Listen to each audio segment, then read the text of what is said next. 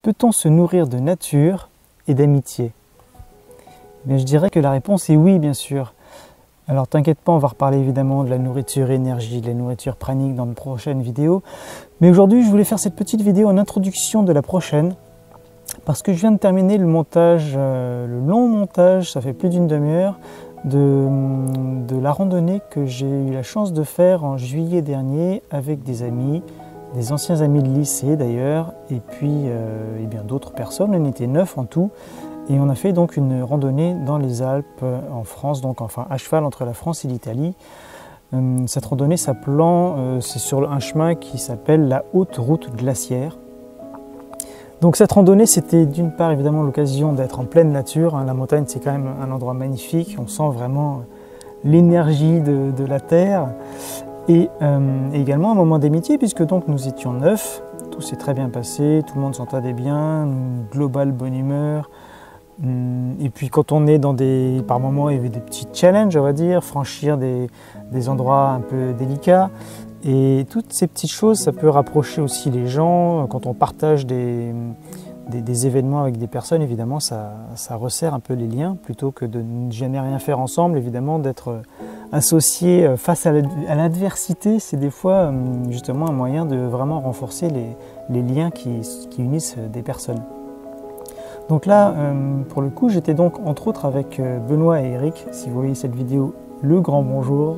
Benoît qui est l'organisateur de cette randonnée et de toutes les précédentes, c'est pour ça que d'ailleurs la randonnée s'appelle la Big Ben.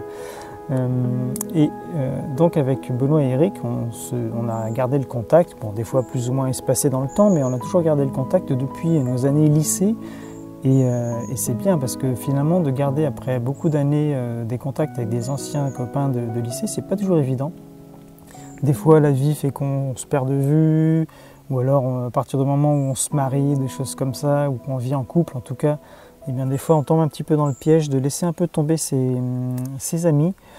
Donc eh bien on a échappé à ça jusqu'à présent, et donc je ne dis pas échapper au mariage ou toutes ces choses, mais je dis échapper au fait de perdre de vue ses amis. Alors bien sûr, on ne peut pas garder contact avec tous les amis, toutes les personnes du moins qu'on a pu croiser dans notre vie, mais ces choses-là sont précieuses. Et on dit souvent, les relations, on peut en avoir beaucoup, mais finalement les amis se comptent souvent sur les doigts d'une main.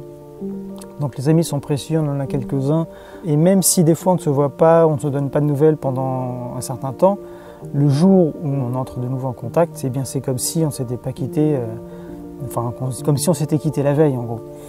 Donc tout ça pour dire que l'amitié c'est super important, et la nature également, et donc ce sont des choses, même si on ne se rend pas compte, qui nous nourrissent, qui font remonter notre niveau d'énergie, qui nous font du bien, et même si on ne se rend pas forcément compte sur le moment, c'est hyper important dans sa vie de garder des relations amicales, de les entretenir.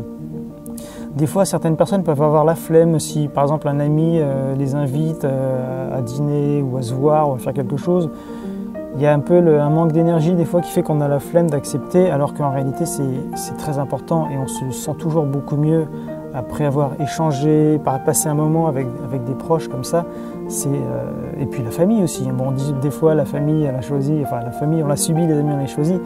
Mais heureusement, il y a quand même la plupart du temps de bonnes relations familiales.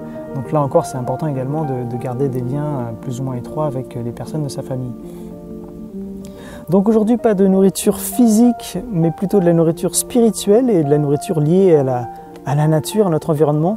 Mais ces nourritures-là sont également très importantes puisque, eh bien, sans qu'on s'en rende compte forcément, elles nous nourrissent aussi à leur manière, et c'est également donc quelque chose de très important. Donc si tu as envie de découvrir cette aventure à la montagne, donc la Haute Route Glaciaire, ce sera la prochaine vidéo. Donc surveille la chaîne, je t'invite à t'abonner à la chaîne si ce n'est pas déjà le cas. Et puis dans les vidéos suivantes, on reviendra à nos histoires et on continuera un petit peu à approfondir tout ça, notamment les sujets dont j'ai parlé dans les vidéos précédentes. À très vite, salut!